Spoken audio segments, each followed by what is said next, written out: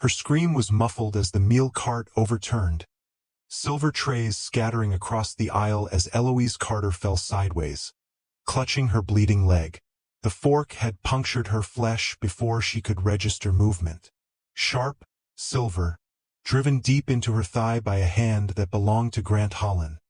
The flight attendant now leaning close enough that Eloise could smell coffee on his breath. The metal fork hit the cabin floor with a sound that cut through the drone of jet engines like a gunshot. Sharp, metallic, wrong. Blood soaked through the hem of Eloise Carter's beige slacks, spreading in a dark stain that passengers in nearby rows couldn't help but notice. Her mouth opened in a silent scream, no sound emerging, her face contorted in agony that had no voice to express itself. Her hands clutched at her left leg, fingers trembling, trying to apply pressure to a wound she couldn't see but could certainly feel. The cabin of Summit Air Flight 482 erupted into chaos. A woman in 3B shrieked and jumped to her feet. A businessman in 4A lunged into the aisle, shouting for help. A college student 2 rows back fumbled for her phone, hands shaking so badly she nearly dropped it. Passengers craned their necks, stood on tiptoes, demanded to know what was happening, their voices layering into a cacophony of panic and confusion. Senior flight attendant Grant Holland stood 3 feet away, his face pale but composed, one hand gripping the seat back in front of Eloise's row.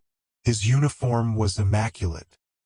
His expression was carefully neutral, almost serene, like a man who'd just completed an unpleasant but necessary task. "She shouldn't have resisted," he said quietly to the junior flight attendant beside him, a young woman named Ashley whose eyes were wide with horror. "I gave her multiple warnings, multiple opportunities to comply. This is what happens when passengers refuse to follow crew instructions." Ashley stared at him, then at Eloise, then at the blood, her mouth opening and closing without producing words. She looked like she wanted to run, to help, to do something, but her body had frozen in the collision between what she was seeing and what her superior was telling her. Eloise's silent sobs racked her thin frame. Tears streamed down her dark brown face, cutting tracks through makeup she'd applied so carefully that morning in Tacoma. Her gray curls, pinned neatly at the start of the flight, had come loose. One trembling hand reached toward the seat pocket in front of her, fingers grasping for something. But Grant stepped forward and pushed her hand away. "Ma'am, you need to remain still and calm," he said loudly, projecting his voice so nearby passengers could hear. "Medical assistance is coming. Do not make this situation worse than it already is." A passenger in 2C, a doctor according to the frantic conversation happening behind Grant, was trying to push past him. "Let me through. I'm a physician. That woman needs immediate medical attention." Grant held up one hand, palm out, authoritative and immovable. "Sir, I need you to return to your seat. This is a crew matter. We have protocols for medical emergencies." "Protocols?" The doctor's voice climbed an octave. "She's bleeding. Whatever your protocols are, they don't involve standing there watching someone hemorrhage." But Grant didn't move, didn't yield. His body language radiated the absolute certainty of someone who believed that maintaining order, maintaining his authority, maintaining control was more important than the blood seeping into the carpet or the elderly woman's silent agony. Eloise's vision was starting to blur at the edges. Pain radiated up her leg in waves, hot and sharp and nauseating. She fumbled again for the seat pocket, her movements growing weaker, more desperate. Her fingers finally closed around what she was seeking. A stack of small white cards, each one covered in careful handwriting. She pulled one out with shaking hands and held it up toward Grant, toward Ashley, toward anyone who would look. The card read, "I cannot speak. I am mute. Please help me." No one saw it, or if they did, they didn't care. 6 hours earlier, Eloise Carter had stood in her small bathroom in Tacoma, Washington, applying lipstick with the same precision she brought to everything in her life. Burgundy, Not too bright, appropriate for travel. She studied her reflection in the mirror, smoothing down the collar of her cream blouse, adjusting the simple gold cross that hung at her throat. At 71, she'd learned to move through the world quietly, not by choice but by necessity. She'd been born without vocal cords, a rare congenital condition that left her completely unable to produce sound. No voice, no whisper, no scream, just silence wrapped in skin and bone. For 7 decades, she'd adapted. She'd learned to communicate through writing, through gestures, through the elaborate system of note cards she carried everywhere. She'd raised 3 children, buried a husband, worked 35 years as a seamstress, and built a life that was small but full and entirely her own. Today she was flying to Atlanta, first class, a gift from her grandson Isaiah for her birthday. He'd insisted, had purchased the ticket himself, had told her she deserved to be pampered, to experience luxury, to sit in the big seats at the front of the plane instead of being crammed into economy. She'd protested, of course. The expense, the extravagance. She didn't need first class, didn't require special treatment. But Isaiah had been adamant, and Eloise had learned long ago that arguing with her eldest grandson was an exercise in futility. He had his grandfather's stubborn streak and his mother's iron will. So she'd accepted the gift with gratitude and prepared carefully for the journey. She'd packed her cards, organized by category: greetings, requests, explanations, emergencies. She'd written new ones specifically for this trip. Thank you for your patience. I would like coffee, please. I understand all instructions. She wanted to make things easy for the flight crew. Wanted to be a good passenger, the kind who didn't cause problems or create difficulties.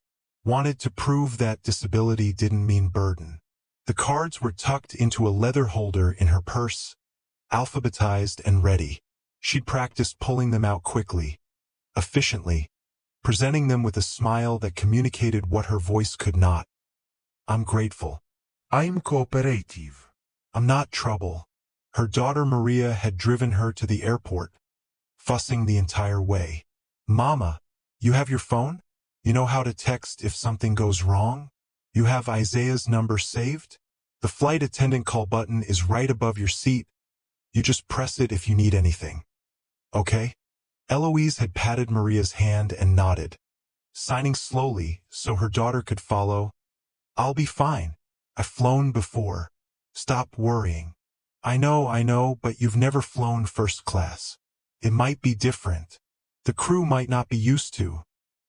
Maria had stopped herself, but Eloise knew what she meant to say. Might not be used to passengers like you. Passengers who can't speak. Passengers who communicate differently. They'll be professional, Eloise had signed. It's their job. Now, standing at her bathroom mirror in Tacoma, putting the final touches on her appearance, Eloise allowed herself a moment of excitement. First class, wide seats, real meals on actual plates, maybe a glass of wine, the luxury of space and comfort, even if just for a few hours. She picked up her purse, checked one more time that her cards were accessible, and headed for the door. Her neighbor Mrs. Chun was driving her to SeaTac Airport. The flight departed at 2:15. She had plenty of time. Everything was going to be fine. The Seattle-Tacoma International Airport was bustling with the usual chaos of afternoon travel. Eloise navigated through security with practiced ease, presenting her boarding pass and ID, removing her shoes, placing her purse in a gray bin.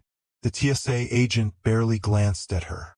Just another elderly passenger among thousands. At the gate, she found a seat near the window and pulled out a novel, though she found herself too distracted to read. She watched other passengers instead. Young families wrestling with car seats and diaper bags. Business travelers in wrinkled suits, typing frantically on laptops. College students with enormous backpacks, sprawled across multiple seats. Boarding began with first class and passengers needing assistance. Eloise gathered her things and joined the small line at the jetway. She handed her boarding pass to the gate agent, who scanned it and smiled. "Seat 2A, Mrs. Carter. Enjoy your flight." Eloise smiled back and nodded her thanks. She stepped onto the aircraft and immediately felt the difference. The first-class cabin was spacious, quiet, civilized. Wide leather seats in shades of cream and navy. Actual legroom. Overhead bins that weren't already stuffed to capacity. Her seat was a window just as Isaiah had promised. She stowed her purse carefully in the space beneath the seat in front of her, keeping her card holder in her lap for easy access. She buckled her seatbelt and settled in, allowing herself to feel pleased. This was nice. This was special. A flight attendant appeared, moving down the aisle with practiced efficiency. He was perhaps 50, with silver hair and a bearing that suggested military background or extensive hospitality training. His name tag read Grant Holland, Senior Flight Attendant. He stopped at each row, greeting passengers with polished courtesy. "Welcome aboard. Can I get you a pre-departure beverage? Champagne? Orange juice? Water?" When he reached Eloise's row, he paused. She looked up at him with a warm smile, already reaching for her cards. She pulled out the one that read, "Hello. I cannot speak, but I understand you perfectly. I would love some water, please." "Thank you." She held it up, the card positioned so he could easily read it, her expression open and friendly. Grant's eyes flicked to the card, then to her face, then back to the card. Something shifted in his expression, subtle but unmistakable. The professional warmth cooled by several degrees. His smile became thinner, more mechanical. "Water?" he repeated flatly, not as a question but as a statement of fact devoid of enthusiasm. Eloise nodded eagerly, grateful he understood. Grant took the card from her hand without asking, studied it for a moment longer than necessary, then handed it back with 2 fingers as if it might be contaminated. "I'll see what I can do." He moved on to the passenger in 2B without another glance at Eloise. She told herself not to read too much into it. He was busy. He had an entire cabin to serve. He'd bring her water in a moment. Everything was fine, but the water didn't come. Grant served everyone else in first class. Champagne for the couple in row 1. Orange juice for the businessman in 3C. Sparkling water for the woman across the aisle. He moved with efficiency and charm, making small talk, laughing at passengers' jokes, creating the atmosphere of exclusive service that first-class tickets promised. Eloise waited. Surely he'd just forgotten. Surely he'd circle back. She watched him complete his rounds, watched him return to the galley, watched him consult with a younger flight attendant, a woman who looked barely out of college. 10 minutes passed. 15. The cabin door closed. The safety demonstration began. Eloise still didn't have water. She told herself it didn't matter. It was just water. She could wait until after takeoff. She didn't want to be demanding, didn't want to make a fuss. Good passengers were patient passengers. But her throat felt dry, and the message felt clear. Your request doesn't matter. As the aircraft pushed back from the gate and began its taxi to the runway, Grant walked through the cabin one final time, checking seatbelts and tray tables. When he reached Eloise's row, he paused. "Seatbelt fastened?" His tone was perfunctory, almost bored. Eloise nodded and pointed to her buckled belt. "Tray table secured?" She nodded again. "Good." He started to move past, then stopped and looked back at her. "You understand English, correct? You can hear and comprehend verbal instructions." The question landed like a small slap. Eloise blinked, momentarily thrown. Of course she understood English. She'd lived in America her entire life. Being mute didn't make her deaf or cognitively impaired. She reached for another card, one that read, "Yes, I understand everything. I simply cannot speak." Grant read it without expression. "Just checking." We need to ensure all passengers can follow safety protocols. If you can't respond verbally to emergency commands, that could be a safety issue. Heat crept up Eloise's neck.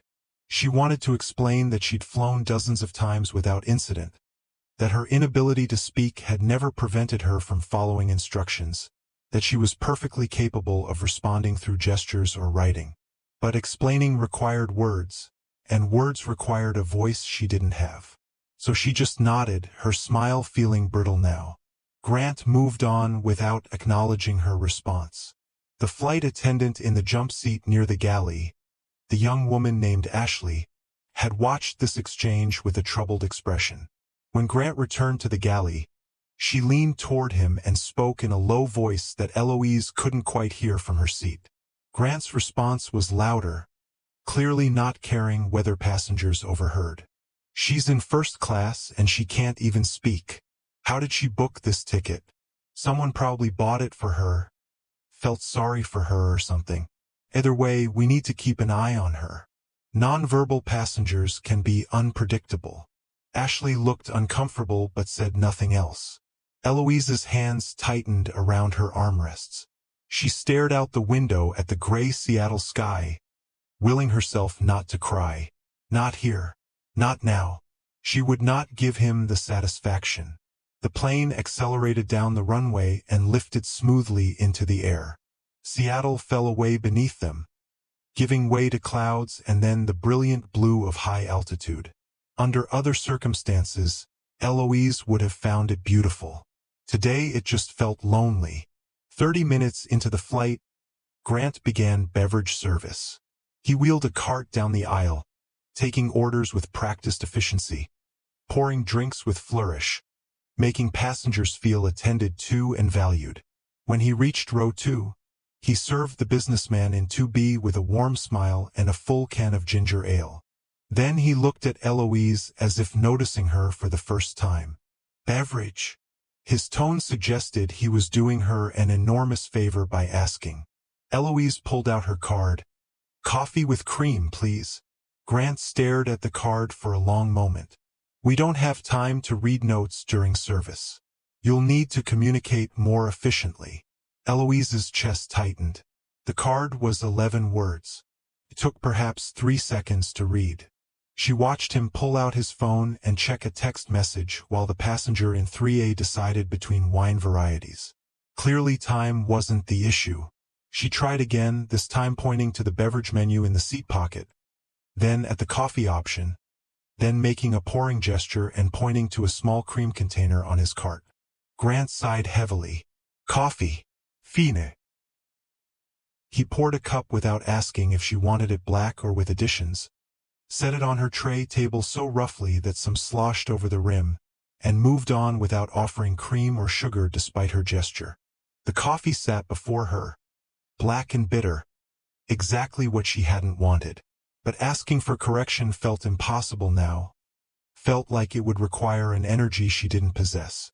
So she left it untouched and stared out the window, swallowing back the thickness in her throat. Ashley, working the aft section of first class, noticed the untouched coffee as she collected trash on her return pass. She paused beside Eloise's seat. "Ma'am, is everything all right with your coffee? Can I get you cream and sugar?" Eloise's eyes brightened. She nodded gratefully and held up 2 fingers for sugar, then made a pouring motion for cream. Ashley smiled. "Of course. I'll be right back." But when she returned to the galley, Grant intercepted her. "What are you doing?" "Getting cream and sugar for 2A. She wanted. I already served her. If she didn't specify what she wanted, that's not our problem. We're not mind readers." Grant's voice was sharp, authoritative. "You're wasting time catering to someone who can't even be bothered to communicate properly. We have other passengers who actually speak English." "But she..." "Ashley." Grant's tone made it clear this was not a discussion. "We have protocols. We have efficiency standards. If every passenger required special accommodations and multiple service attempts, we'd never complete our duties." She got coffee. If she wanted something specific, She should have made it clear. Ashley's face flushed, but she was new enough, young enough, uncertain enough that she didn't push back. She returned the cream and sugar to the cart and continued with trash collection, avoiding Eloise's hopeful gaze as she passed row 2. Eloise understood what had happened without needing to hear the conversation. She'd watched the exchange in the galley, had seen Ashley's apologetic glance, had felt the familiar sting of being deemed too difficult, too much trouble. She pushed the coffee cup to the far edge of her tray table and pulled out her book, though the words blurred together on the page. She would not cry. She would not give anyone the satisfaction. She would finish this flight with dignity, and she would never fly first class again. This wasn't her world. Grant had made that abundantly clear. An hour later, meal service began. First-class passengers received actual menus with multiple options. Grant distributed them with commentary about the chef-prepared selections and wine pairings. When he handed Eloise her menu, he didn't offer any explanation. Just placed it in front of her and waited, tapping his fingers against the cart in an obvious display of impatience. Eloise scanned the options quickly. Herb-crusted chicken or pan-seared salmon. She pointed to the salmon, then looked up at Grant with a questioning expression, hoping he'd confirm he understood. "You need to tell me what you want." Grant's voice was loud enough that passengers in nearby rows glanced over. Eloise pointed again, more emphatically, tapping the salmon description. "I can't just guess based on pointing. Use your words." The cruelty of the statement hung in the air. Several passengers were now openly staring. Eloise felt heat flood her face. Her hands shook as she fumbled for her cards, trying to find one that would work, that would defuse this situation. She pulled out, "I would like the salmon, please." Grant read it, his expression suggesting she just presented him with an incomprehensible puzzle. "Salmon. Fine. But in the future, you need to communicate clearly from the start. We don't have time for games." Games. As if her disability was performance art. As if her inability to speak was a choice she made to inconvenience him. He served her the salmon without asking about sides or preferences, without offering bread or wine, without any of the attentive service he lavished on every other passenger. The plate landed on her tray table with a graceless thunk. Then he moved on, his demeanor transforming back to warm professionalism as he reached the next row. Eloise stared down at her meal. The salmon looked beautiful, perfectly plated with asparagus and roasted potatoes. Under different circumstances, she would have been delighted. Now it felt like a taunt. See what you could have enjoyed if you were normal. If you could speak like everyone else? She picked up her fork and tried to eat, but her appetite had vanished. Each bite tasted like humiliation. The businessman in 2B glanced at her, then away quickly, the way people do when they witness something uncomfortable but don't want to get involved. The woman across the aisle had her headphones on, eyes closed, oblivious or pretending to be. No one said anything. No one intervened. That was the thing about public cruelty. It thrived in the silence of witnesses who told themselves it wasn't their business, wasn't their problem, wasn't really that bad. Eloise forced down 3 bites of salmon before giving up. She placed her napkin over the plate and turned back to the window, watching clouds drift past at 30,000 feet. She thought about Isaiah, about how excited he'd been to give her this gift, how proud he'd been to treat her to something special. She thought about how disappointed he'd be if he knew how this flight was going. She wouldn't tell him. She'd smile and say it was lovely, say she felt pampered, say the crew was wonderful. She'd protect him from the truth because that's what grandmothers did. They absorbed pain so their grandchildren didn't have to. 90 minutes into the flight, Eloise needed to use the restroom. She'd been putting it off, not wanting to draw more attention, not wanting to navigate another interaction. But biology had its limits. She unbuckled her seatbelt and stood carefully, her knees protesting after the extended sitting. She stepped into the aisle and began making her way toward the first-class lavatory at the front of the cabin. Grant appeared from the galley as if he'd been waiting for this exact moment. "Ma'am, please return to your seat. The seatbelt sign is on." Eloise looked up at the overhead panel. The seatbelt sign was off. She pointed to it, confused. "I said return to your seat." Grant's voice had taken on an edge, sharp and unyielding. Eloise gestured toward the lavatory, then made a universal, "I need to use the bathroom" gesture that transcended language barriers. "You should have gone before boarding. You'll need to wait until I say it's appropriate." Several passengers were watching now. Eloise felt her face burning. She pulled out a card. "I need to use the restroom, please." Grant barely glanced at it. "I'm aware of what you want. I'm telling you it's not a good time. Return to your seat and wait for an appropriate opportunity." There was no good reason for this denial. The cabin was calm. There was no turbulence. Other passengers had been using the lavatories freely for the past hour. This was pure power play, pure demonstration of who controlled access to basic human needs. Eloise stood frozen in the aisle, humiliation warring with desperation. She was 71 years old, being told she couldn't use the bathroom like a child being punished by a vindictive teacher. Ashley appeared from the aft galley, noticed the standoff and approached cautiously. "Grant, is there a problem?" "Just enforcing cabin safety protocols," Grant said smoothly. "This passenger is attempting to move about the cabin at an inappropriate time." "The seatbelt sign is off," Ashley pointed out quietly. Grant's expression hardened. "I'm aware of the seatbelt sign, Ashley. I'm also aware that this particular passenger has been problematic throughout the flight and requires additional supervision. She can use the lavatory when I determine it's safe." Eloise wanted to scream, wanted to shout that she'd done nothing wrong, nothing problematic, that his treatment of her was the only problem in this cabin. But screaming required a voice, and she had none. She pulled out another card, her hands shaking now. "Please, I urgently need the restroom." Grant took the card from her, read it with theatrical slowness, then held it up as if displaying evidence to a jury. "Ma'am, I've explained that you need to wait. If you can't follow simple instructions, we're going to have a serious problem. Do you understand?" The threat was clear. Comply or face consequences. Submit or be labeled disruptive. Accept humiliation or risk being restrained, removed, banned from flying. Eloise lowered her head and turned back toward her seat, each step feeling like a small death. She sank into 2A and buckled her seatbelt with trembling fingers, her bladder screaming, her dignity shredded. Ashley lingered in the aisle, clearly troubled. "Grant, she really seems like she needs." "Ashley." Grant's voice was ice.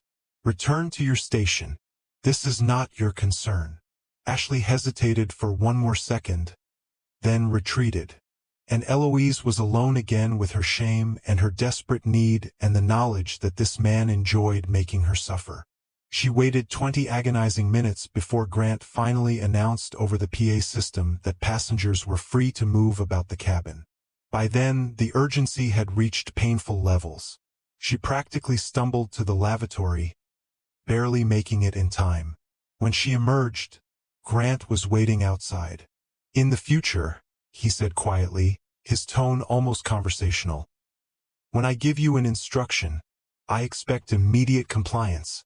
Your inability to speak doesn't exempt you from following crew commands. Do we have an understanding?" Eloise nodded, not trusting herself to make eye contact. She hurried back to her seat and curled into herself, making her body as small as possible, trying to disappear. The businessman in 2B finally spoke. "Excuse me, miss?" He was addressing Ashley, who was passing with a trash bag. "That gentleman up there, the senior attendant? He's been pretty rough on the lady in 2A. Is there someone we can report that to?" Ashley's face showed conflicting emotions. Gratitude that someone noticed, fear of retaliation, uncertainty about protocol. I can note your concerns in the flight log. But Grant is the senior attendant. He has authority over service decisions. Service decisions? The businessman's voice rose slightly. He's been denying her basic courtesy. I've been watching. He wouldn't get her water, wouldn't help with her coffee. Just now he wouldn't let her use the bathroom. That's not service decisions, that's harassment. I understand your concern, sir. I'll make a note. Will you actually make a note? Or is that what you say to make passengers feel better while nothing actually happens? Ashley flinched. I'll make a note, she repeated. But her tone suggested she knew it wouldn't matter. The businessman shook his head in disgust but didn't push further. He'd done his part, voiced his objection, satisfied his conscience.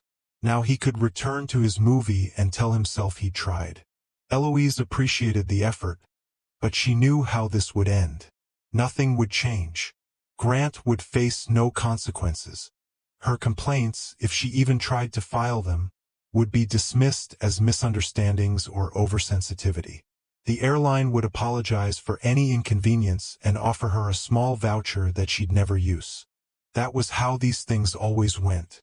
The powerful stayed powerful. The vulnerable stayed vulnerable. And witnesses felt briefly noble for speaking up before moving on with their lives. 2 hours remained in the flight. Eloise spent them in silence, reading the same page of her book over and over without comprehending a single word. She was thirsty but wouldn't ask for water. She was uncomfortable but wouldn't adjust her seat. She needed nothing, wanted nothing, would be nothing until this nightmare ended. Grant made one more pass through the cabin, offering snacks and refreshments. When he reached Eloise, he didn't ask if she wanted anything. Just looked at her with an expression that might have been satisfaction and moved on. She was being erased, made invisible through deliberate neglect. And the worst part was, she was letting it happen because fighting back required tools she didn't possess. The PA system crackled. Ladies and gentlemen, this is Captain Carter. We're beginning our initial descent into Atlanta. We should be on the ground in about 45 minutes. Flight attendants, please prepare the cabin for arrival. Carter. The name registered dimly in Eloise's consciousness. Same as her grandson. But it was a common name. Meant nothing. She buckled her seatbelt and prepared for landing, grateful this ordeal was almost over. Soon she'd be off this plane, away from Grant, safe in Atlanta where Isaiah would pick her up and she could pretend this day had been wonderful. But the ordeal wasn't over. It was about to get much, much worse. As passengers began organizing their belongings and clearing tray tables, Grant made a final sweep of the cabin. He was checking that seats were upright, tray tables stowed, window shades open, all the standard pre-landing protocols. When he reached Eloise's row, he noticed her purse was still on her lap rather than stowed beneath the seat in front of her. "Ma'am, your bag needs to be stored for landing." Eloise nodded and began to lean forward to slide the purse under the seat. But her knees were stiff from sitting, her movements slow, and Grant had apparently decided she wasn't moving fast enough. He reached down and grabbed her purse. Eloise's hands instinctively tightened on the bag. It was reflex, not defiance.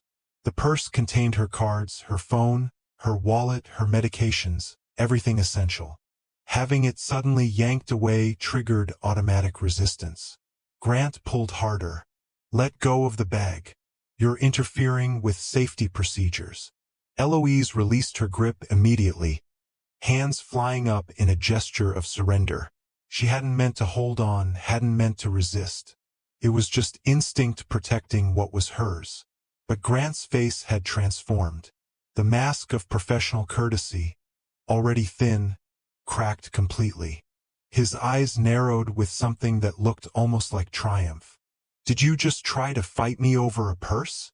His voice carried through the cabin, loud and accusatory. "Did you just physically resist a crew member's instruction?" Eloise shook her head frantically, reaching for her cards to explain, to clarify, to defuse whatever was happening. Grant knocked her hand away before she could retrieve them.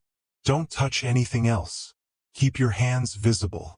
Ashley, the younger flight attendant hurried over, her face pale with anxiety. Yes. This passenger just resisted my attempt to secure her bag for landing. She grabbed it and refused to let go when I tried to stow it properly. I need you to witness that I gave her a direct safety instruction and she physically fought me. That's not, Ashley started, because she'd seen what actually happened. Had seen it was a reflexive grab followed by immediate release. Had seen Eloise's terrified compliance. Are you contradicting my account of what just occurred? Grant's tone was glacial. Ashley's mouth closed. She was 23 years old, 3 months into this job, drowning in student loan debt, terrified of being fired. Standing up to a senior flight attendant with 2 decades of experience felt impossible. No, she whispered. I'm not contradicting you. Good. Note in the log that passenger in 2A was non-compliant with safety directives and physically resisted crew attempts to enforce protocols. This will need to be reported to the captain. Eloise's heart hammered against her ribs. She was shaking her head, pulling out card after card, trying to show them, trying to explain. I didn't resist. I let go immediately. Please. This is a misunderstanding. But Grant was already moving toward the front galley, already picking up the phone that connected to the cockpit. Eloise watched in horror as he spoke to someone, his expression grave, his tone undoubtedly painting her as dangerous, unstable, problematic.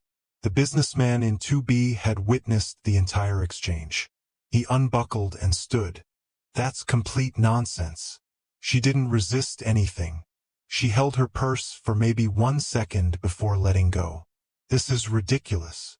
Other passengers were murmuring now, some agreeing, some uncertain, some clearly thinking that where there's smoke there must be fire, that crew members wouldn't lie, that surely this elderly woman had done something to deserve this treatment. Grant hung up the phone and returned, his face set in lines of righteous authority. Sir, I need you to return to your seat immediately. You're interfering with crew duties. I'm witnessing you fabricate charges against an innocent woman. The businessman shot back. What's your name? I'm filing a complaint the second we land. My name is clearly visible on my name tag. Feel free to file whatever complaints you like. Now sit down or you'll be joining her in the incident report. The threat was effective. The businessman sat, jaw clenched with impotent fury, but he sat. Because ultimately, at 30,000 feet, the crew had absolute power and passengers had none. Eloise sat frozen, cards scattered across her lap, tears streaming down her face. She wanted to explain, wanted to defend herself, wanted someone to listen. But no one was listening. Grant had seized control of the narrative, and in the absence of her voice, his version became truth. Ma'am, Grant said, his tone shifting to something that might have sounded like concern to anyone not watching carefully. I'm going to need you to remain in your seat for the remainder of the flight. Do not attempt to stand. Do not attempt to access the overhead bins. Do not attempt to use the lavatory. Any further non-compliance will result in law enforcement meeting this aircraft. Law enforcement. The words hit Eloise like a physical blow. She was 71 years old. She'd never been in trouble with police in her life. She'd spent decades being careful, being compliant, being invisible specifically to avoid this kind of attention. And now she was being threatened with arrest because she'd reflexively held her purse for 1 second. She nodded, the movement jerky and desperate. She would comply. She would do anything he said. She just wanted this to stop. Grant seemed satisfied with her terror. He collected her scattered cards, stacking them neatly before placing them on her tray table, just out of easy reach. The gesture was deliberately symbolic. You can have these back when I decide to give them to you. Then he moved on to complete his pre-landing checks as if nothing had happened.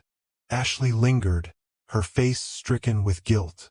She opened her mouth as if to apologize, to say something comforting, but then thought better of it and walked away. complicity through silence.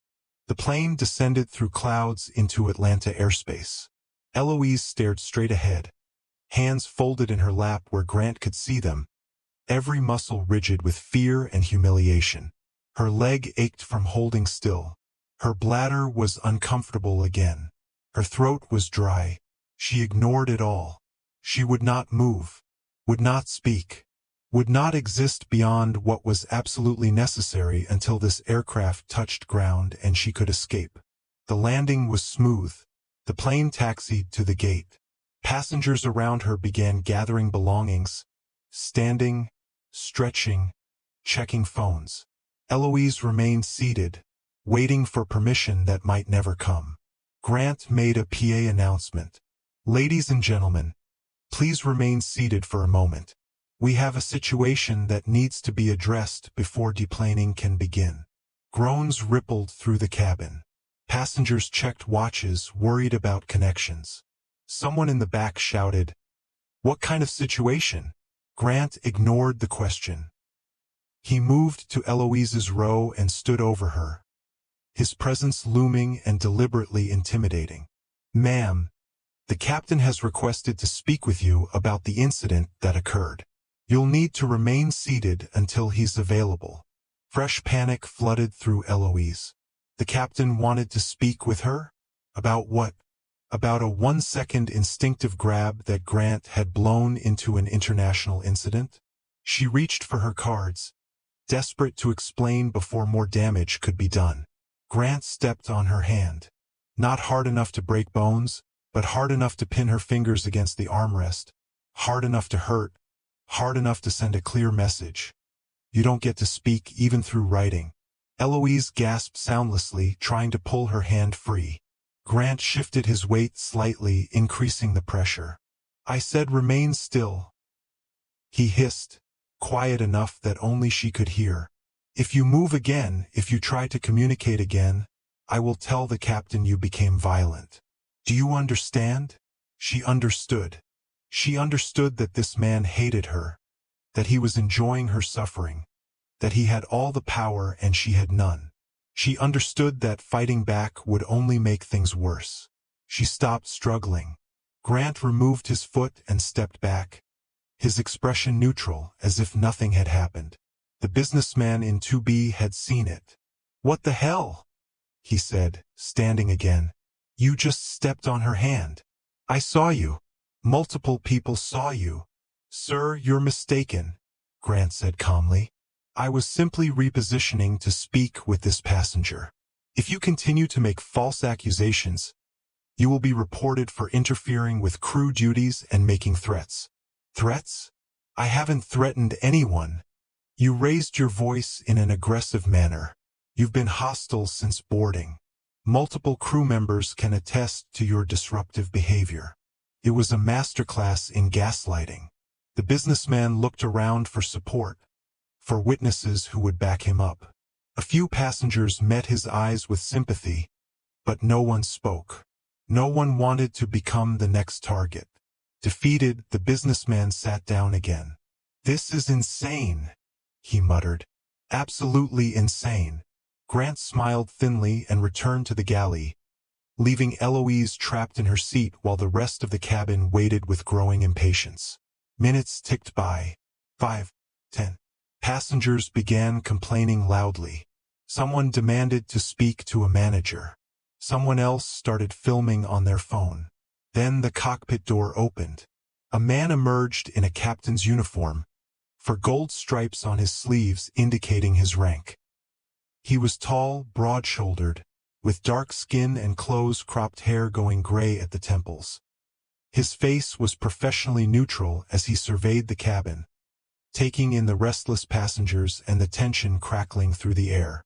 Grant approached him immediately. "Captain Carter, thank you for addressing this situation. The passenger in 2A has been problematic throughout the flight. She refused to follow instructions, became physical when I attempted to enforce safety protocols, and has demonstrated an inability to communicate effectively or comply with basic directives. I've documented everything, but I wanted you to personally assess whether we need law enforcement involvement before allowing her to deplane. Captain Carter listened without interruption, his expression unreadable. Then his gaze moved to row 2, to seat 2A, to the elderly woman sitting rigidly with tears streaming down her face and terror in her eyes. His professional mask cracked. "Graham!" The word came out strangled, barely audible. Grant frowned. "Sir." Captain Carter walked down the aisle like a man in a dream, each step measured, his eyes never leaving Eloise's face. When he reached her row, he dropped to one knee in the aisle, heedless of his uniform, heedless of protocol, heedless of the dozens of passengers watching. "Graham, what happened? Are you hurt?"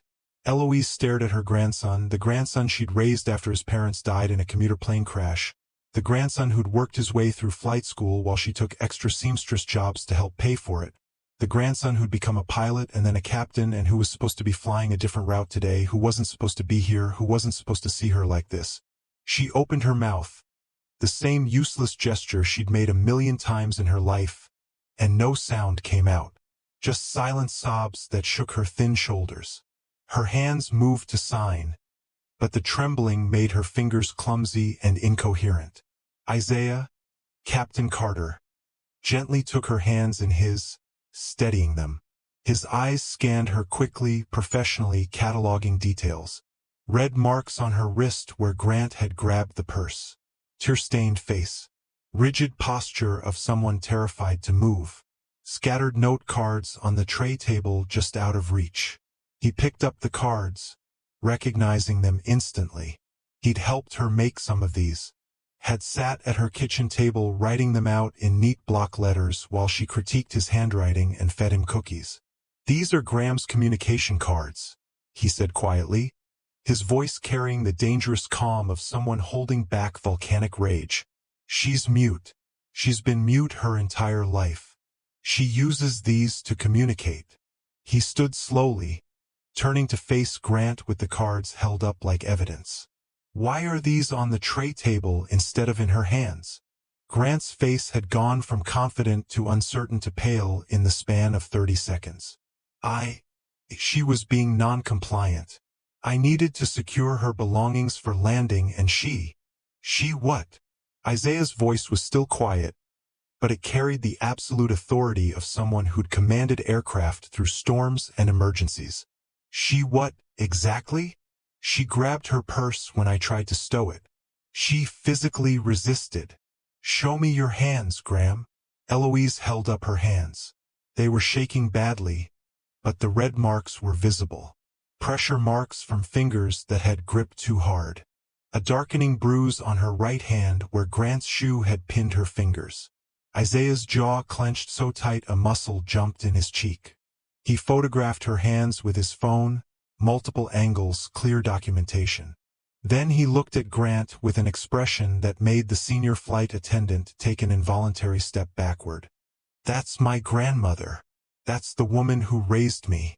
That's a 71-year-old mute woman traveling alone in first class for the first time in her life because I bought her the ticket as a birthday present."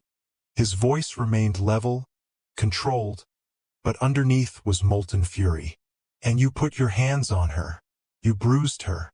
You terrified her. You took away her only method of communication and left her helpless." "Sir, I didn't know she was your grandmother. That's the problem?" Isaiah's voice rose for the first time. "That's what you think matters here? Not that she's a human being who deserved basic dignity and respect. Not that she's a paying passenger who should have received the service she paid for? Not that she's a disabled woman whose disability you weaponized against her? The problem is that you didn't know she was related to me? If the story got you hooked so far, please hit that like button. It helps us share more stories of courage that demands justice. And if you believe that silence can be stronger than any voice, subscribe and turn on notifications so you never miss a new video. Share this with someone who needs to be reminded. Now, let's continue. The cabin had gone absolutely silent. Every passenger was watching, many recording. Ashley stood frozen near the galley, tears streaming down her face. Grant tried to recover. Captain Carter, with all due respect, you weren't in the cabin. You didn't see her behavior throughout the flight. She was difficult, uncommunicative. She wouldn't follow simple instructions. She's mute.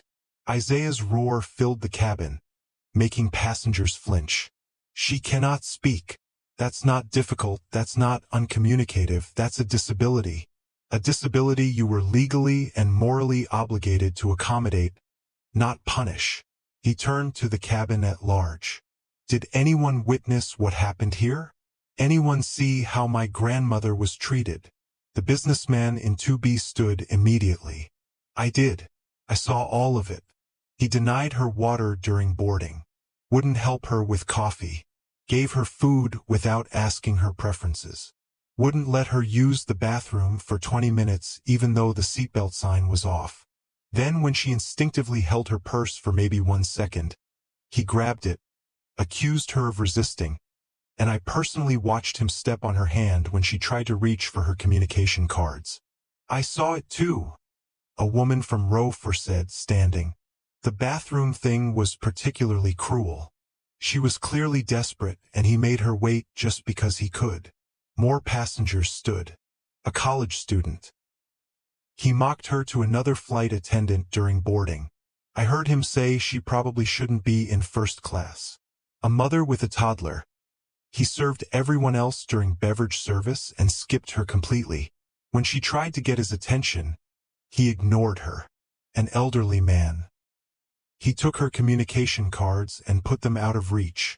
That's like taking away someone's wheelchair. It's unconscionable. Grant's face cycled through emotions. Shock, denial, anger, fear. These passengers are exaggerating. They're taking her side because they feel sorry for her. I followed protocol. I maintained cabin safety. If she felt discriminated against, that's unfortunate. But my actions were justified given her behavior. Her behavior? Isaiah cut him off, his voice dropping back to that deadly calm. Let me tell you about her behavior. My grandmother is the kindest, most patient woman I've ever known. She raised 3 children alone after my grandfather died. She worked as a seamstress for 35 years. Every piece perfect because she couldn't afford to have customers complain. She taught me sign language before I could read. She never, not once in 71 years, caused trouble or made demands or behaved in any way that could remotely justify what you did to her. He pulled out his phone again. I'm calling the tower. We're not deplaning until airport police and the FAA are here. You're being removed from duty immediately, and if I have anything to say about it, you'll never work in aviation again. Grant's professional facade finally shattered. You can't do that. You're not the captain of this flight. You're deadheading. You're just a passenger. I'm a captain for this airline with 18 years of service and command authority that supersedes yours in any situation involving passenger safety or crew misconduct. And right now, you represent a clear and present danger to passenger welfare. Isaiah stepped closer, his voice dropping so only Grant could hear, though several nearby passengers caught fragments. You targeted a vulnerable woman because you thought she couldn't fight back. You abused your authority because you thought no one would care. You were wrong on both counts. He raised his voice again, addressing the cabin. I apologize to all of you for this delay. I know many of you have connections to make. But this situation requires immediate investigation. If any of you are willing to provide witness statements, please remain seated after the other passengers deplane. Your cooperation could prevent this from happening to someone else's grandmother. At least 20 hands went up. Grant made one last attempt to regain control. This is an overreaction. I made judgment calls about a passenger who I believed posed a safety concern. If those judgment calls were wrong, I apologize, but this doesn't require police involvement or FAA investigation. We can handle this internally. You stepped on an elderly woman's hand, Isaiah said flatly. You left bruises on her wrist. You denied her access to basic services and her only means of communication. You psychologically tortured someone who couldn't defend herself. There is no handling this internally. This is assault. This is disability discrimination. This is elder abuse. And it happened on an aircraft under federal jurisdiction, which makes it a federal crime. He made the call to the tower, his voice crisp and professional as he reported the incident and requested law enforcement and FAA presence at the gate. Grant stood paralyzed, watching his career evaporate in real time. Ashley approached Isaiah hesitantly. "Captain Carter? I should have done more. I saw what was happening and I didn't stop it. I'm so sorry. Your grandmother deserved better and I failed her." Isaiah's expression softened slightly when he looked at her. She was barely older than his own daughter, clearly devastated, clearly genuine in her remorse. "You're not the villain here, Ashley. But you do need to find the courage to speak up when you see abuse, even when it's coming from someone with seniority. Especially then. Will you give a statement?" "Yes, absolutely. I'll tell them everything." She looked at Eloise, tears still streaming. "Ma'am, I'm so sorry. You didn't deserve any of that. I should have protected you." Eloise managed a small nod, her own eyes wet. She pulled out a card with shaking hands. "Thank you for your kindness." The simple words made Ashley cry harder. Airport police arrived first, 3 officers who'd clearly been briefed on the situation because they moved directly to Grant. "Sir, we need you to come with us. There's been a report of assault and we need to take your statement." "This is absurd," Grant protested, but his voice lacked conviction. "I was doing my job. This is a misunderstanding blown out of proportion by an oversensitive captain who happens to be related to the passenger." One of the officers, a woman with 20 years of experience reading people, looked at Eloise's tear-stained face and bruised hands, then at Grant's defensive posture, and made her own judgment. "Sir, you can cooperate voluntarily or we can make this official right now. Your choice." Grant went with them, shooting Isaiah a look of pure hatred as he passed. 2 FAA investigators arrived next, already taking notes, already requesting passenger manifests and crew records.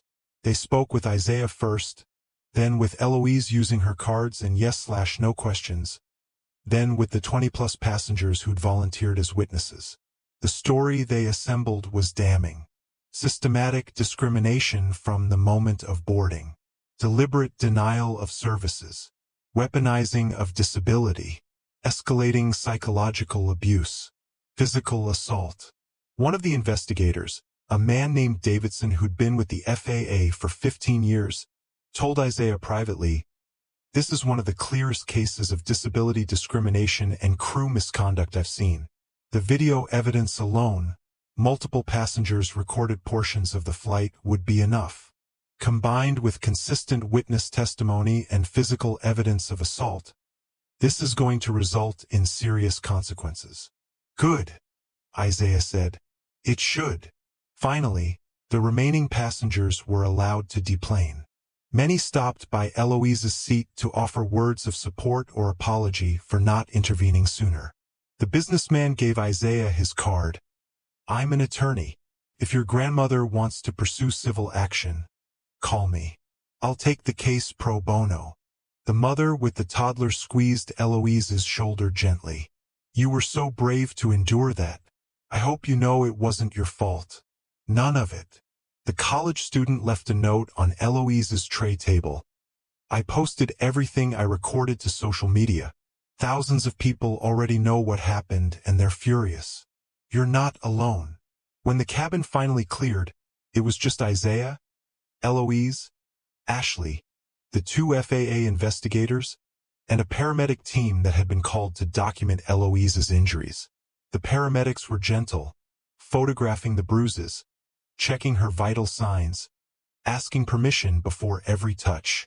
One of them, a woman named Sandra with kind eyes, noticed Eloise flinching when they examined her left leg. "Ma'am, did something happen to your leg during the flight?" Eloise hesitated. The leg had been aching since the turbulence incident, but she'd been so focused on everything else.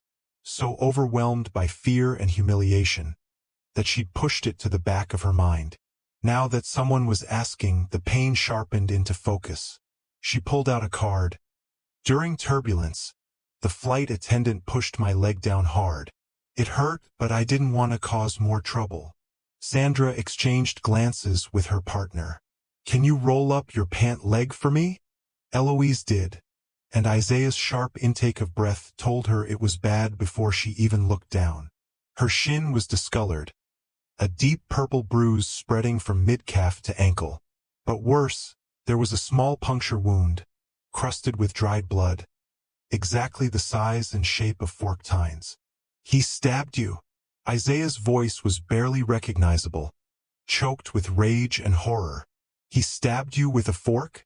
The memory came flooding back now that she was allowing herself to acknowledge it. The turbulence.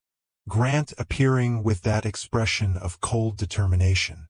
Her leg braced against the seat in front of her. Grant's hand forcing it down, and then the sharp, bright pain of metal-piercing skin. Her silent cry, his calm voice telling her to stay still, to stop causing problems. She'd been so terrified of making things worse that she'd convinced herself it was an accident, that she'd imagined the deliberate cruelty. But the evidence was right there on her skin, for small puncture wounds in a perfect rectangular pattern. Sandra was already calling this in, her voice tight with professional anger. We have a puncture wound consistent with deliberate stabbing. Patient needs immediate transport to the ER for wound evaluation, possible infection protocol, and complete documentation of injuries. The FAA investigator, Davidson, photographed the wound from multiple angles. This changes everything. This isn't just discrimination or psychological abuse. This is aggravated assault with a weapon. Federal prosecutors are going to want this case. Isaiah knelt beside his grandmother again, taking her hand carefully, avoiding the bruises. Graham, why didn't you tell anyone? Why didn't you press the call button or show someone? Eloise's hands moved in sign language, and Isaiah translated aloud for the others. She says she was afraid. She thought if she complained, it would get worse. She thought no one would believe her. She thought it was her fault for not being able to communicate properly. His voice cracked on the last sentence. This was what they did to vulnerable people. Convinced them that abuse was somehow their fault, that they deserved it, that speaking up would only bring more pain. None of this was your fault, Isaiah said firmly, making sure she could see his face, read his absolute conviction. None of it. You did nothing wrong. You deserved better. You deserved dignity and respect and basic human decency. And the failure was his, not yours. Do you understand me? Eloise nodded, but Isaiah could see the doubt in her eyes. 71 years of being dismissed, overlooked, treated as less than didn't evaporate because her grandson said nice words. This trauma would live in her bones for a long time. The paramedics prepared to transport her. Isaiah grabbed his own bag from the overhead bin. He'd been deadheading home after completing a flight from Denver, and followed them off the aircraft.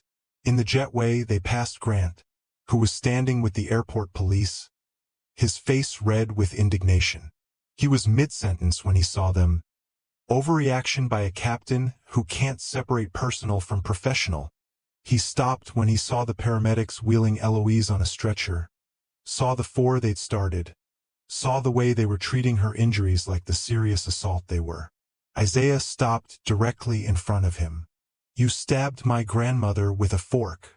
You left her bleeding and terrified in her seat. And you were going to let her walk off this plane without medical attention because you cared more about covering your tracks than her welfare.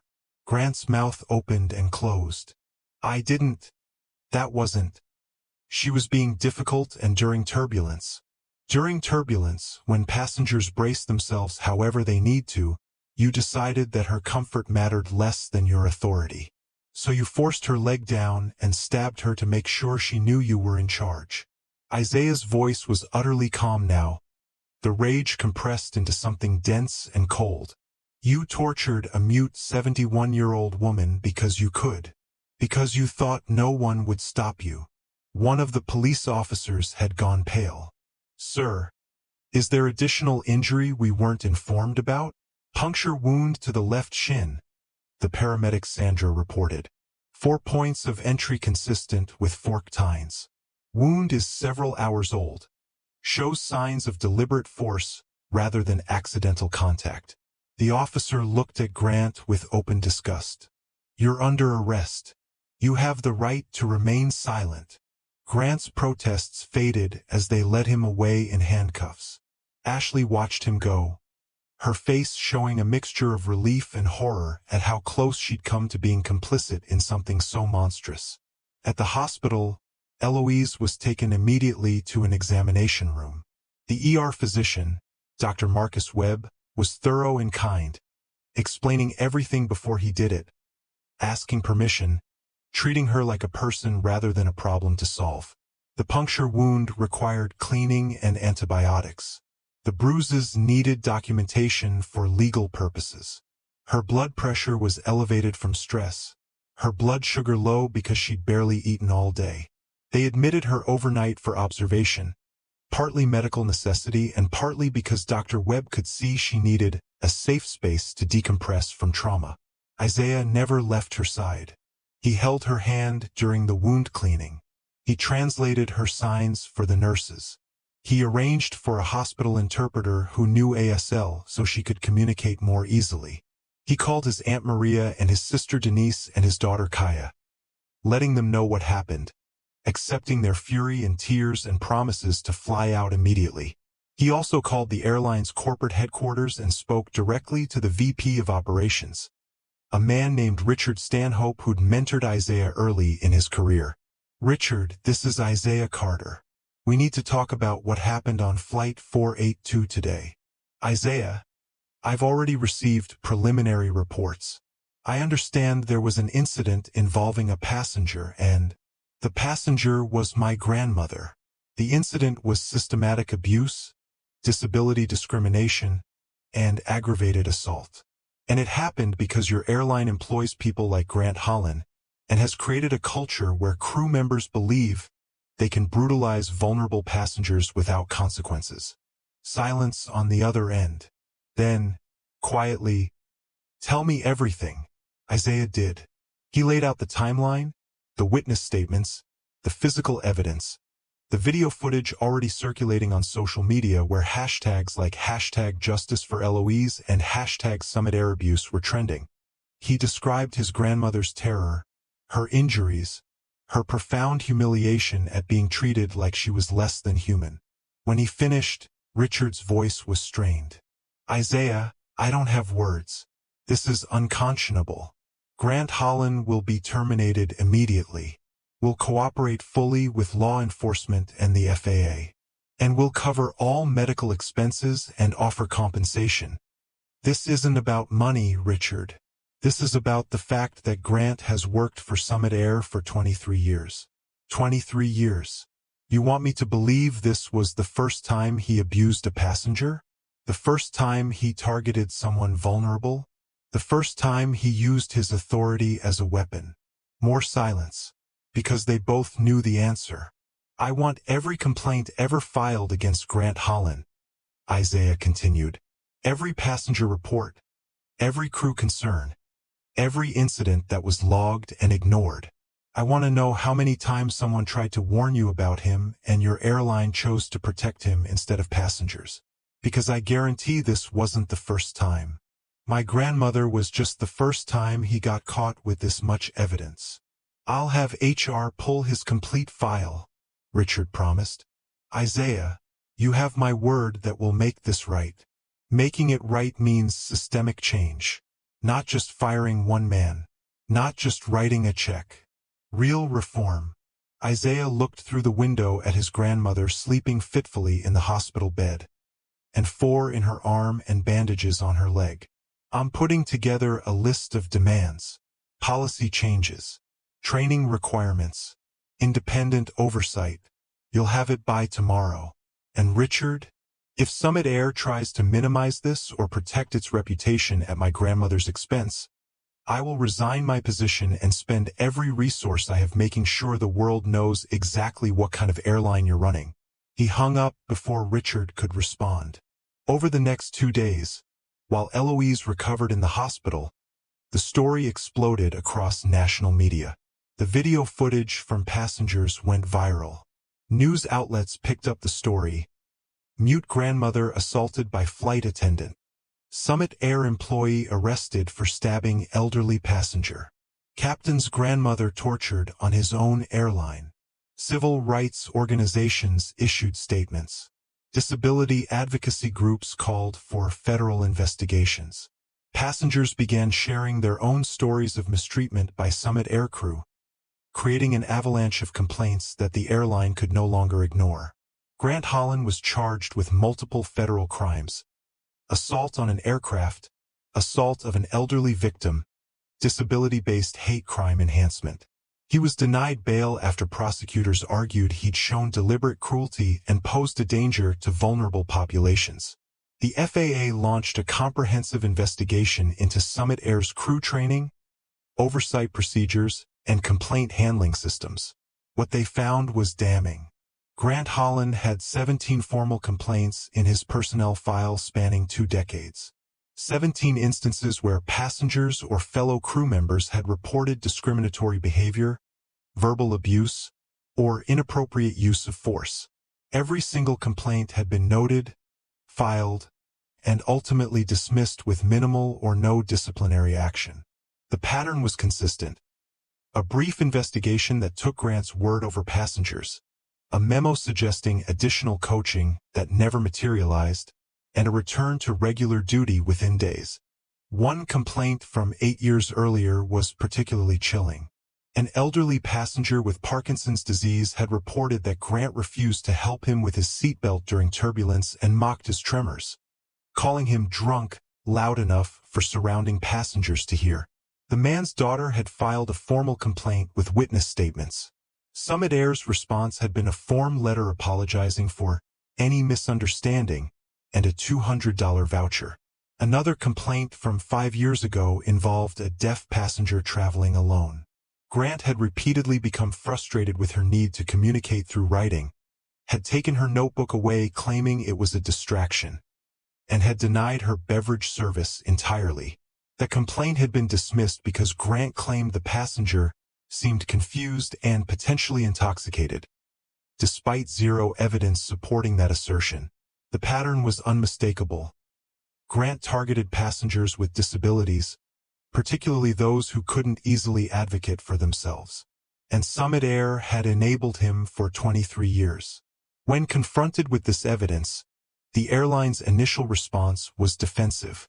A spokesperson issued a statement claiming the complaints had been thoroughly investigated at the time, and that, with the benefit of hindsight, some decisions might have been handled differently. The public response was savage. Social media erupted with fury. Disability rights attorneys lined up to offer their services. Congressional representatives announced they were introducing legislation to strengthen passenger protections and create federal oversight of airline discrimination complaints. Summit Air's stock price plummeted. Major corporate clients announced they were reviewing their travel contracts. Flight attendant unions issued statements condemning Grant's actions and demanding better training and accountability measures.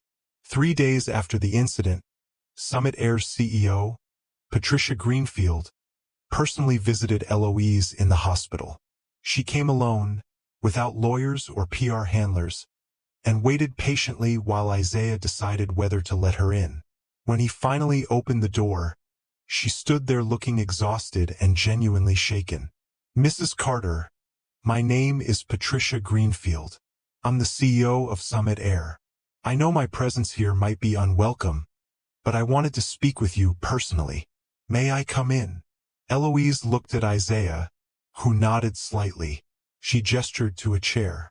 Patricia sat, folding her hands in her lap. For a long moment, she just looked at Eloise. At the bruises still visible on her wrists, at the bandaged leg, at the exhaustion in her eyes that went deeper than physical injury. "Mrs. Carter, I owe you an apology that words cannot adequately convey. What happened to you should never have happened. Not on any flight, not on any airline, but especially not on mine. Grant Holland's actions were unconscionable. But more than that, the system that allowed him to abuse passengers for 23 years was unconscionable. And that system existed because of leadership failures at the highest levels of this company." She pulled out a folder and placed it on the bed table. "This is Grant's complete personnel file. Every complaint, every warning sign that was ignored, every opportunity we had to protect passengers like you and failed to take. I'm making this public not because my legal team advised it, they very much did not, but because you deserve to see exactly how badly we failed you. And the public deserves to know." Eloise picked up one of her cards. "Why are you really here?" Patricia smiled sadly. "Because I have a mother your age who can't walk without a cane. Because I spent 3 hours last night imagining her in your place, imagining someone treating her the way Grant treated you, and it made me physically ill. Because I've been CEO for 4 years and I apparently didn't create a culture where crew members felt safe reporting abuse or passengers felt safe traveling. That's on me. And I needed you to hear that directly." Isaiah spoke for the first time. "What are you prepared to do about it?" Patricia opened a second folder. "I've drafted a comprehensive reform package. I wanted to present it to you before announcing it publicly, because Mrs. Carter's experience should drive these changes, not corporate image management." The document outlined sweeping reforms. Immediate termination of all supervisory personnel who had dismissed complaints against Grant Holland, including 2 regional managers, and the former VP of Crew Standards who'd retired the previous year but would be stripped of retirement benefits. Creation of an independent passenger advocacy office, funded by the airline but operated by a third-party civil rights organization, with authority to investigate all discrimination complaints and recommend disciplinary action up to and including termination. All findings would be published in quarterly public reports. Mandatory disability awareness and accommodation training for all crew members, conducted by disability rights experts, with annual recertification required. Failure to complete training would result in immediate suspension without pay. Revision of use of force policies to explicitly prohibit physical contact with passengers except in cases of immediate violent threat to aircraft safety. Any physical contact would trigger automatic incident reports reviewed by both airline management and the Independent Passenger Advocacy Office within 48 hours. A whistleblower protection program allowing crew members to report discrimination or abuse without fear of retaliation, with significant financial penalties, up to $100,000 per incident, for any manager who retaliated against reporters. Public disclosure of all discrimination complaints filed against Summit Air, published in annual transparency reports on the company website, including anonymized information about how complaints were investigated and resolved. Compensation for LOEs. Full medical expenses, $500,000 for pain and suffering, lifetime platinum status with companion privileges. Though Patricia acknowledged with a sad smile that LOEs might never want to fly Summit Air again. And funding for a disability advocacy scholarship in her name at the university of her choice. One additional provision that made Isaiah's throat tighten. Summit Air would sponsor federal legislation requiring all airlines to implement similar reforms, sharing their training materials and oversight structures freely with competitors to create industry-wide change. "I'm not asking you to forgive us," Patricia said quietly. "I'm asking you to help us become better. Your experience exposed rot that had been festering for decades. If we're going to cut it out, I want to do it in a way that actually protects people, not just protects our image." Eloise read through the document slowly, Isaiah translating the legal language into terms she could more easily understand. When she finished, she pulled out her card holder and wrote something new, something she'd never needed to express before. She held it up. "Will this really change things? Or is this just words to make the lawsuits go away?" Patricia met her eyes directly. "I can't prove my sincerity with words. I can only prove it through action over time. But I'm putting my career on the line here. My board is furious that I'm making these commitments before we've even settled potential litigation. My lawyers are furious that I'm admitting fault so publicly. My shareholders are furious about the cost. But I'm doing it anyway because it's right. Because you deserved better. Because every passenger deserves better. She paused. I'll understand if you don't believe me. I'll understand if you want to reject this and pursue litigation that could cost us 10 times what I'm offering. You'd probably win.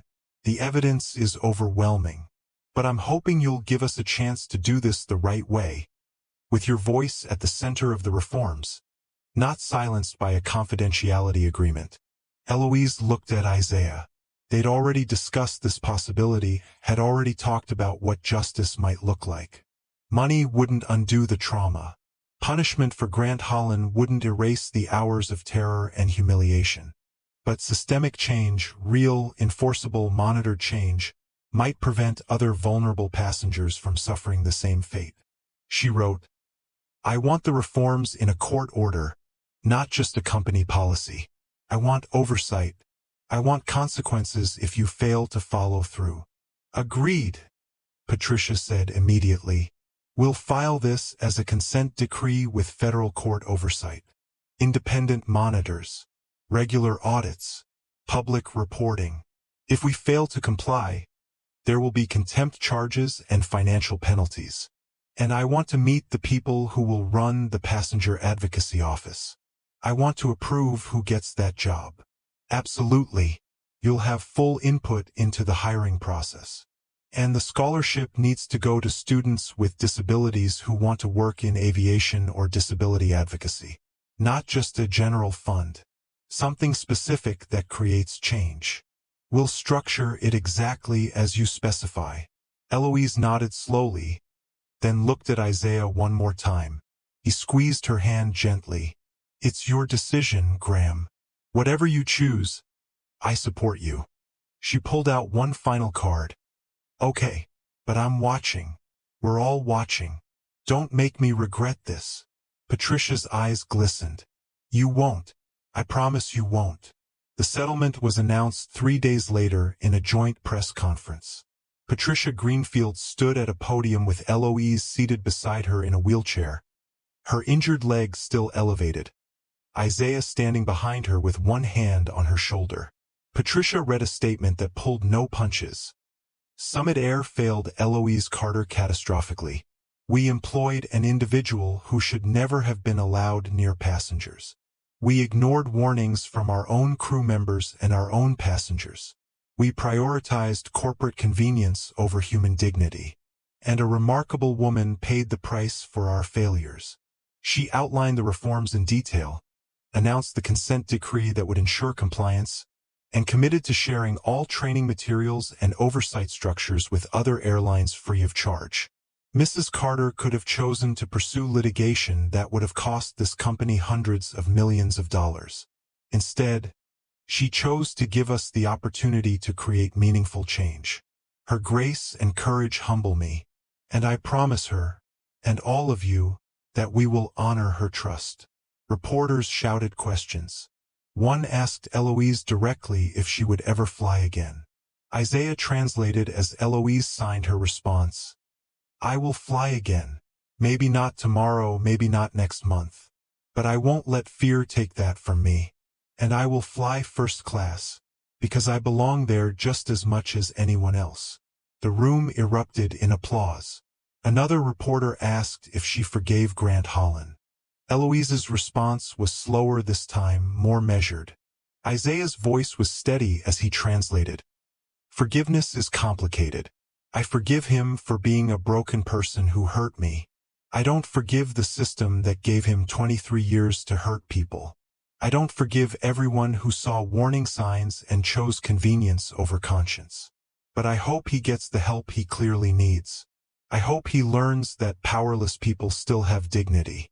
And I hope he never has the opportunity to abuse anyone again. The press conference lasted 40 minutes. Reporters asked about the reforms, about the FAA investigation, about Grant's criminal case, which was proceeding toward trial with overwhelming evidence. They asked Patricia hard questions about her own culpability, about why it took such a public catastrophe to force change, about whether the reforms would survive once media attention moved on. Patricia answered every question directly, admitting fault where it existed, refusing to make excuses, committing to transparency even when it made her uncomfortable. As the conference ended and they wheeled Eloise away from the podium, a young woman approached hesitantly. She was perhaps 25, using forearm crutches, with cerebral palsy evident in her movements. "Mrs. Carter? I'm sorry to bother you, but I just wanted to say thank you. I've been too afraid to fly for years because I was worried about how I'd be treated, how crew would react to my disability. What you're doing, the changes you're forcing, it means people like me might actually be able to travel without terror. Thank you for being brave when you shouldn't have had to be." Eloise's eyes filled with tears. She pulled out a card she'd prepared specifically for moments like this. "You are not a burden. You deserve dignity. Never let anyone make you feel otherwise." The young woman read it, clutched it to her chest, and nodded through her own tears. Over the following weeks, the reforms took shape. Summit Air hired Dr. Maya Rodriguez, a disability rights attorney and wheelchair user, to lead the new passenger advocacy office. She reported directly to the CEO and had authority to investigate complaints, interview crew, review recordings, and recommend disciplinary action up to and including termination, all without requiring approval from airline management. The training program was developed in partnership with the National Disability Rights Network. It wasn't a 2-hour video employees could sleep through. It was intensive, interactive, and built around real scenarios. Flight attendants practiced communicating with deaf passengers, learned basic sign language, understood how to assist passengers with mobility devices, and confronted their own biases about who belonged in premium cabins. Grant Holland's trial was scheduled for 6 months out. His attorneys attempted to negotiate a plea deal, but federal prosecutors refused anything less than significant prison time. The evidence was too strong, the crime too deliberate, the victim too sympathetic. In a pretrial hearing, Grant's lawyer tried to argue that he'd been inadequately trained, that the airline bore responsibility for not teaching him proper disability accommodation. The judge shut that down immediately. Adequate training is not required to know that you don't stab elderly women with forks. This defendant's actions were criminal regardless of what training he received or didn't receive. The preliminary hearing was attended by 17 former passengers who'd complained about Grant over the years. They sat in the gallery, a silent testament to the pattern of abuse that had finally been stopped. One of them, an elderly man with Parkinson's whose complaint had been dismissed 8 years earlier, told reporters afterward, "I thought I was the only one. I thought no one would believe me. Seeing all of us here together, knowing he can't hurt anyone else. It's the first time I felt safe since that flight." 6 months after the incident, Eloise attended the dedication ceremony for the Eloise Carter Scholarship for Disability Advocacy in Aviation. Isaiah accompanied her, along with her daughter Maria, her other grandchildren, and a crowd of supporters that included disability advocates, airline employees, and passengers who'd witnessed her ordeal. The scholarship would fund 4 students annually, providing full tuition plus living expenses for those pursuing careers in aviation, disability rights law, or accessible transportation design.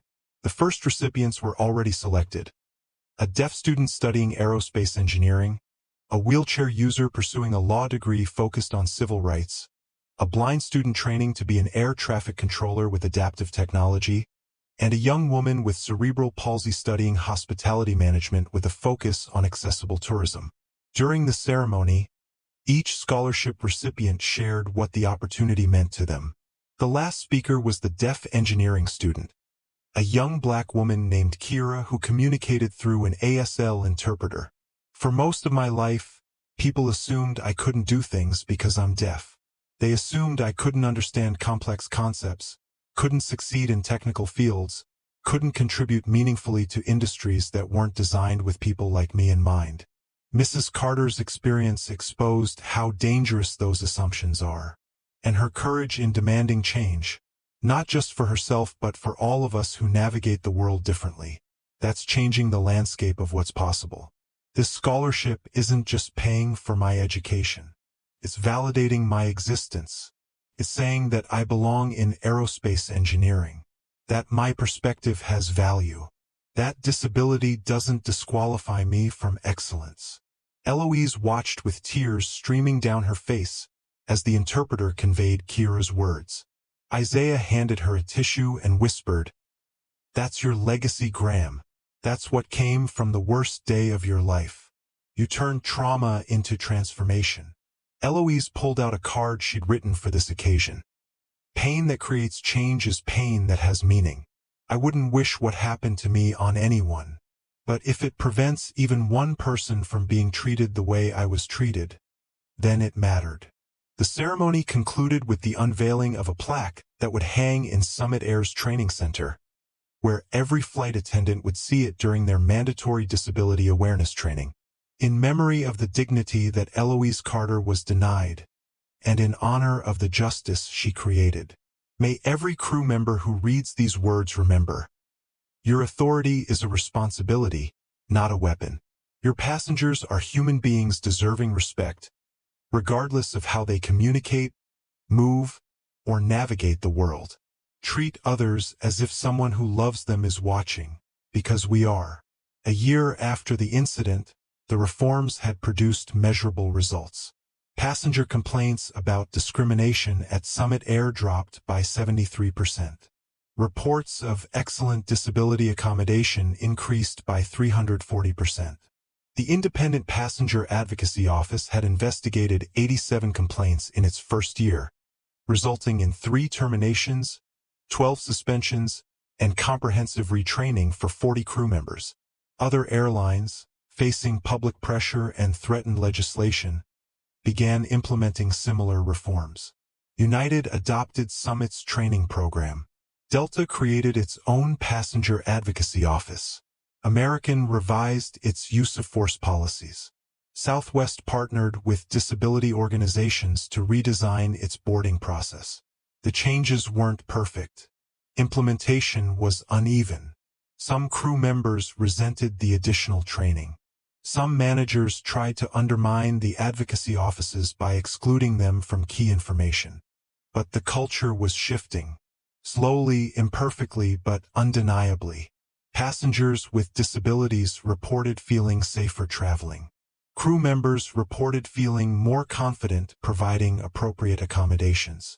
The industry was learning, messily and reluctantly, that accessibility wasn't a burden, it was basic human decency. Grant Holland was convicted on all counts after a 3-day trial.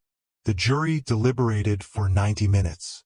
He was sentenced to 6 years in federal prison, followed by 3 years of supervised release with conditions that prohibited him from working in any customer-facing role. At sentencing, the judge noted, "You targeted someone you perceived as weak because you believed she couldn't fight back. You weaponized her disability against her. You caused physical and psychological harm because you enjoyed the exercise of power over someone vulnerable.